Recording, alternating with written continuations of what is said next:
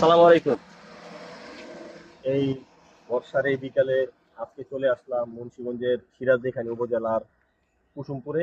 আমরা যে স্থানটা আছি সেটা একটি বটতলা, কিন্তু জায়গার নাম হচ্ছে তেঁতুলতলা।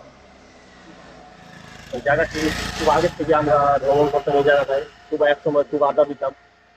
বিশাল আকৃতির এক বট গাছ, একটি খালের উপরে এক শাল বাঁধ। এখানে আমরা বন্ধু বান্ধব সব প্রায় সময় আমরা আড্ডা দিতাম। বর্ষাকালে খালের পানি ভরপুর থাকতো, এখানে মাছ থই থই থই থই করতো, জেলেরা মাছ ধরতো বিভিন্ন প্রকার জাল দিয়ে। আমরা দেখতাম, উপলব্ধি করতাম এবং অনেক সময় সস্তায় কিনে নিয়ে যেতাম।